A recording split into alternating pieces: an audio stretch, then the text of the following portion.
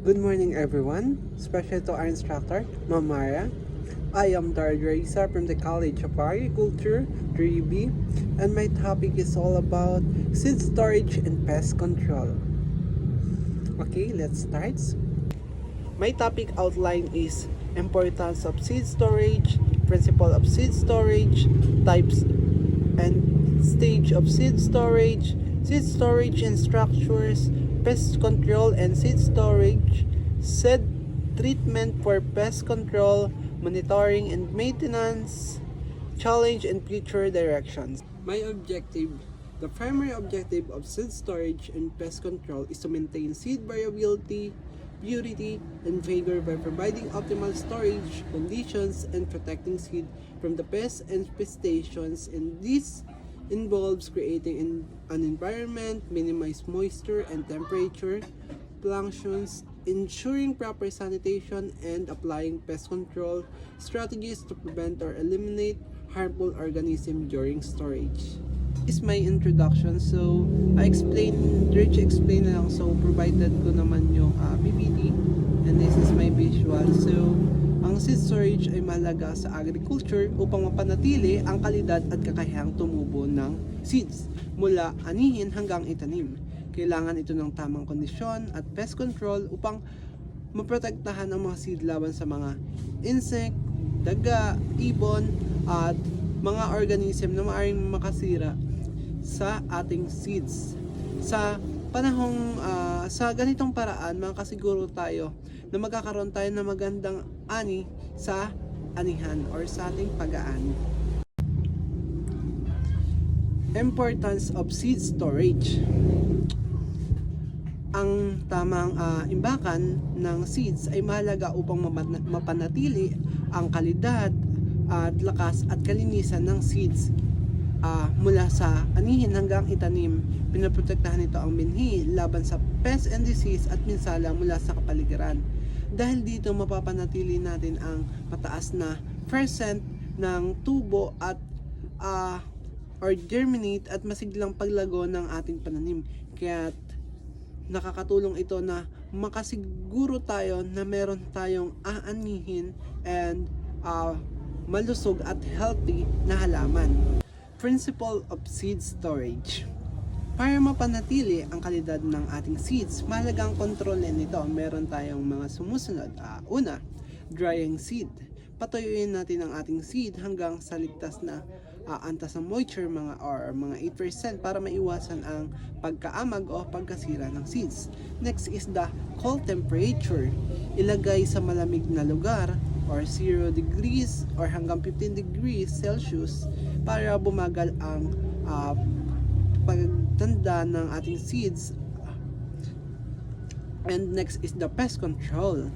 Dapat pigilan natin ang mga insect tulad ng mga mouse at iba pang mga pest na pwedeng makasira sa ating seeds.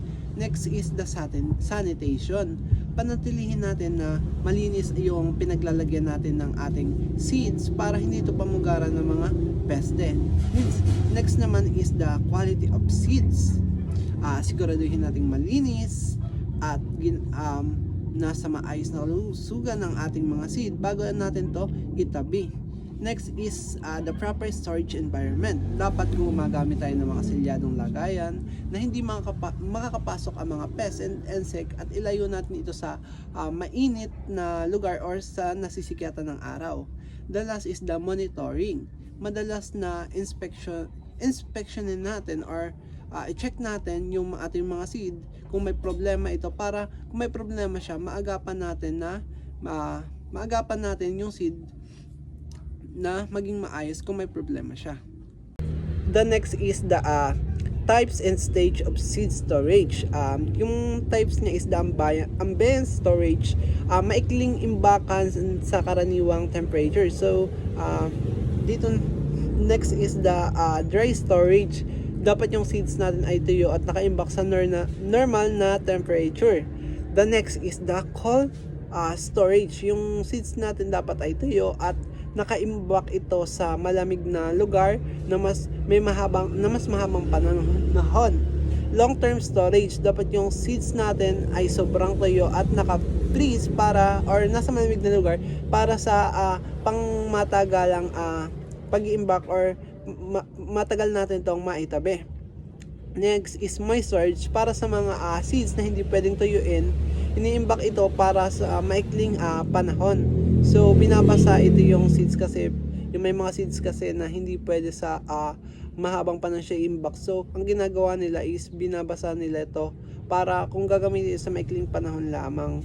May maikling panahon na kailangan ng gamitin. Next is of preservation. Imbakan ng ito yung imbakan ng mga gamit at mga liquid nitrogen para sa walang para maimbak natin to ng sobrang tagal yung ating mga seeds. Next naman natin ay yung stage of seed storage. Ito yung pag-aani at pagpapatuyo natin. Then sa maikling pag-imbak natin yung seed, mga ilang buwan lang siya.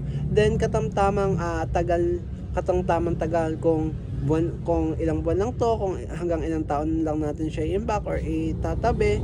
Next naman is yung pangmatagalang pag-iimbak or pagtatabi natin ng seeds or pangalaga natin kasi ito ay tumatagal ng taon or dekada pa nga mga decades pa. Next naman is yung cyclogenic. So ito yung walang hanggan, walang katapusan na pagtatabi natin ng or pag-imbak natin ng seeds sa tamang nating paglalagyan. The next is the seed storage. We have the small scale storage. Ito yung gamit ng mga magsasaka. Ito tulad ng bayong or mga garapon or kahon or yung tinatawag nating banga, ganon. Yun yung mga tinatawag nating small scale storage ng mga seeds. Next naman yung medium scale storage. Ito naman yung gamit ng mga seeds producers or mga cooperatives. May cold storage na 0.5 degrees Celsius to 15 degrees Celsius. Then this is may metal cells o plastic containers yung ginagamit. Next naman is the large scale storage, yung may malaki na siya. So para sa ito yung ginatawag nating seed banks. Ito yung para sa pinakamatagal or pangmatagalan na pag-iimbak natin ng mga seeds para makontrol natin, ma-preserve natin to at may climate control at cryopreservation tayong yung ginagawa ng scale storage. Ginagawa gamit ang matitibay na materials tulad ng bato or mga concrete, metal or kahoy. Ang pundasyon ito ay tinataas mula sa lupa upang maiwasan ang pagpasok ng tubig o moisture. Then ang sahig, pader at kesame ay naka-sealed or silyado upang walang bitak na maaring taguan ng mga pests or mga insects. Next naman is yung dapat yung pintuan at bintana ay may screen at sealed din ito upang hindi makapasok ang mga insect or ang mga pests. Then may tamang ventilation upang maiwasan ang amag at pagkasira ng buto ng seeds dahil sa mga insect and pests. Then dapat yung mga room is malalamig, kadalasang may airlock upang mapanatili ang matatag na conditions na sa loob ng cold room. Then next the cellos. Ito yung malaking imbakan ng gawa sa bakal or aluminum or konkreto na karaniwang hugis bilog na may ventilation para sa malalaking or dami ng buto na ilalagay dito. Makikita nyo dito sa picture, ipapresent ko mamaya. Then next is the seed bank. Ito naman yung special na lugar para sa mga buto na dapat may controlled sa mababang temperature at sealed yung paglalagayan upang mapahaba ang buhay ng seeds. Karaniwang yung seed banks dito nilalagay yung mga nipe-preserve na seeds kasi baka dahil sa climate change, so very important ng seed banks para pagtabihan or pag-imbakan natin ng mga seeds na kailangan natin in futures. Then yung mga infrastructure na ito is sobrang halaga upang maprotektahan yung mga seed natin mula sa pinsala dulot ng natural environment na at mga pests and disease, at makasiguro tayo yung quality ng seeds natin ay maganda para sa pagtatim natin at ma-preserve natin to sa in the future. Ito nga pala yung cellus, and this is the seed bank. As you can see is yung cellus is meron nga siyang gawa nga siya sa aluminum or bakal na hugis bilog siya, 'di ba? Yung seed banks naman dito is malamig na lugar siya. So nakikita nyo naka-separate yung mga seeds na pinapreserve natin. So nakaano yan, may tao dito kung naglalagay siya dyan ng seeds na i-preserve or i-imbak para magamit natin in future. Seeds treatment for pest control. Ang seed treatment ay ang paglalagay ng mga chemical o biological o physical na sangkap sa mga seeds bago natin ito itanim upang maprotektahan ang mga ito at mga pag-germinate mula sa maprotektahan natin siya sa pag-germinate mula sa pests and disease. Karaniwan ito ay may dust or slurry na malalapot na liquid or at may coating or patong sa buto. As you can see naman yung mga buto, napapansin nyo meron siyang coat, di ba? Purpose and benefits nito. Pinoprotektahan ang mga seeds mula sa disease na dala tulad ng soils tulad ng fungi at bacteria, pati na rin sa mga pest gaya ng insects at nematoids habang nagsisimula ito mag-germinate or tumubo. And then pinapalakas ang sigla ng seeds na nagdudulot ng pantay-pantay na pag-germinate or pagtubo at mas matibay na paglaki ng ating pananim or halaman.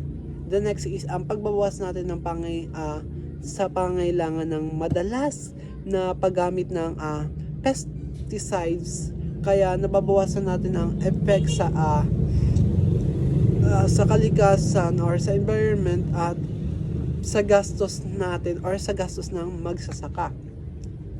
The next is the tinutukoy din ng mga eksperto na ang mga pest daw ay nalalabanan kaya hindi naapektuhan ang mga pakinabang or yung mga insects na kailangan natin sa ating kapaligiran. So yung mga pest lang na medyo talagang umaano sa ating halaman yung nakaka-damage sa kanya. So hindi natin masyado maapektuhan yung mga insects na good and may good benefits na mabibigay sa ating environment. We have a types of treatments. We have the fungicides. Ito yung para kontrolin ang mga disease na dulot ng fungus tulad ng seedling blight at root. Ginagamit ito para linisan o pigilan ang infection. Next, the insecticides. Pinoprotektahan naman ito laban sa mga insects sa soil at sa mga sumisira sa mga nag-germinate. Then pinoprotektahan din ito laban sa wireworms at aphids, and systematic insecticides ay kumakalat sa loob ng halaman para matagal na protection to sa ating mga seeds and sa ating mga halaman. The biological treatments, gumagamit naman ng kapakapakinabang na mikrobyo or natural na sangkap or para palakasin yung resistensya ng ating mga seed at mabawasan ang paggamit natin ng mga chemical. The next and the last of the types of treatment, the physical method. Ito yung pang-coat or pelleting o pag-dress sa ating mga seeds upang mabuti ang paghawak at maprotektahan ito sa in physical. Next is naman is yung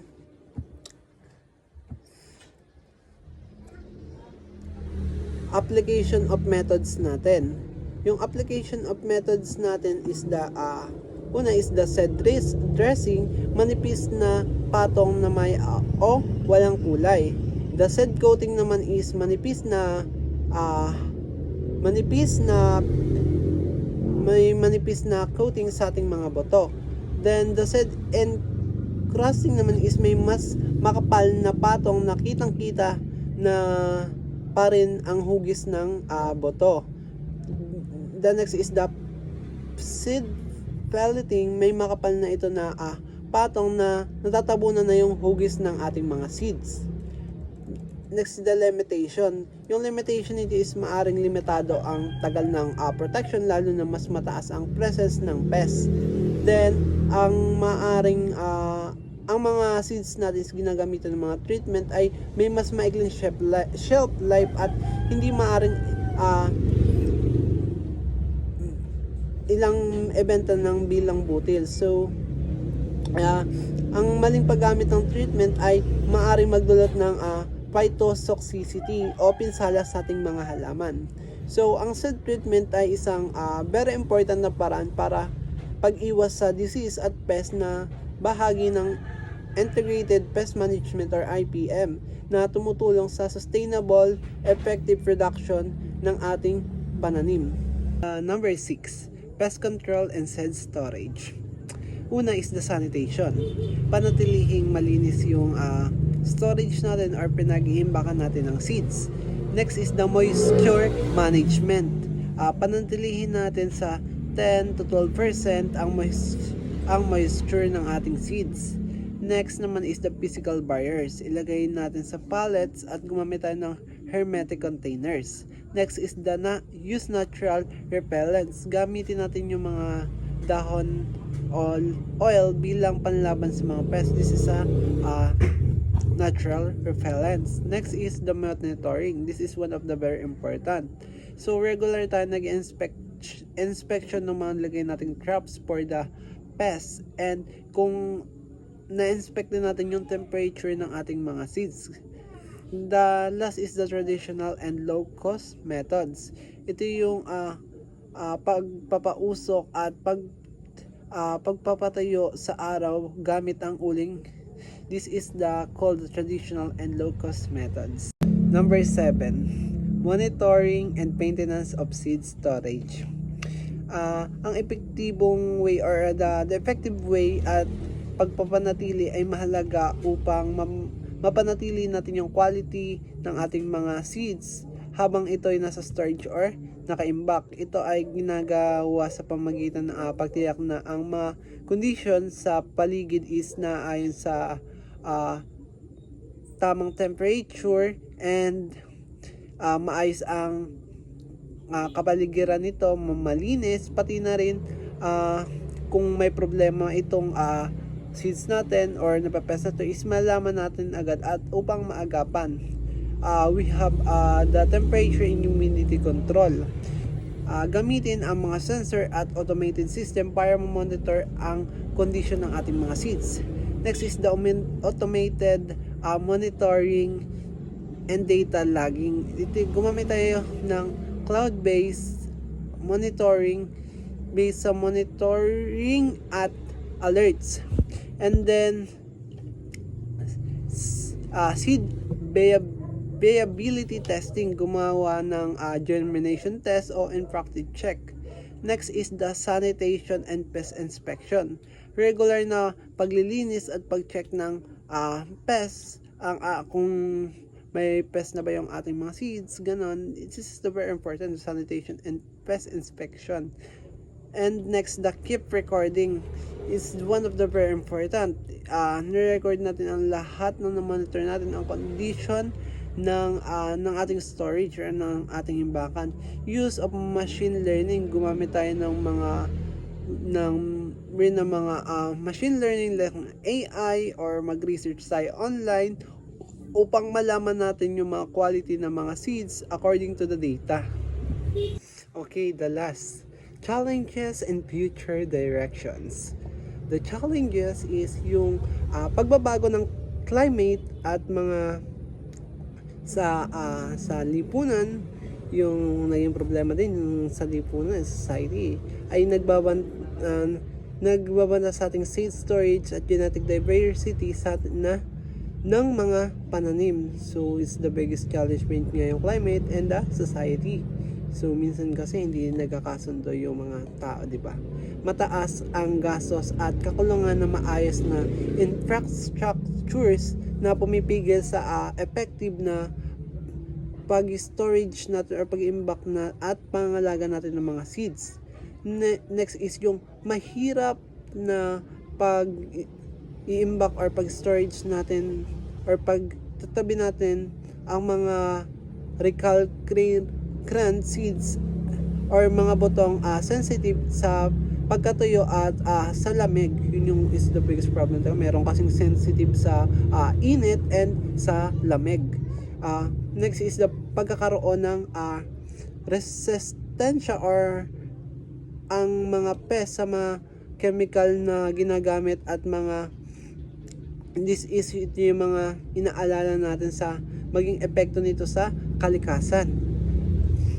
Next is the last sa ating challenges. Kailangan ng mas mahusay na pamamaraan at pag-subaybay sa variability or sa buhay nating mga seeds.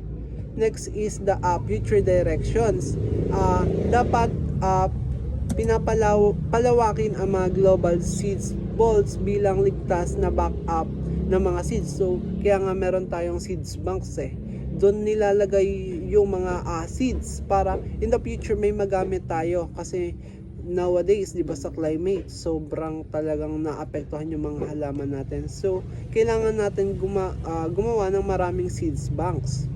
Next is gamitan ng mga digital na kagamitan or like mga AI. So nowadays AI tools is the very effective way para magkaroon tayo ng mga ideas sa mga ganito. So makakatulong din to or mag-research tayo na mag-research para magkaroon tayo ng mahusay na monitoring sa ating seed storage. Next is dapat pinapuol na rin natin ang mga eco-friendly na pamaraan na pest control. No, dapat hindi tayo gumagamit ng mga chemical waste para hindi maka-apekto to sa ating kapaligiran or sa environment.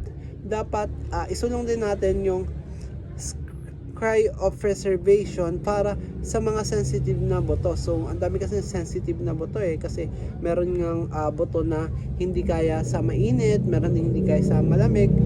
So ito yung kailangan natin. So that mag-invest din tayo sa mga storage facility na kayang tiisin ang pagbabago ng climate. So dito na nga yung seed banks. So dapat marami tayong itayong ganito sa lahat ng parte ng mundo natin, kasi this is the very important, kasi dito tayo kumukuha ng ating pagkain.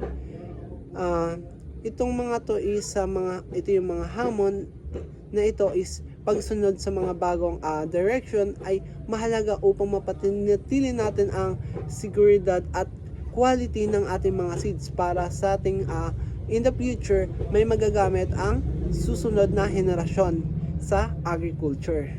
Thank you. That's all. And this is my references. And my quotation is don't complain, just do it. Thank you. Bye-bye.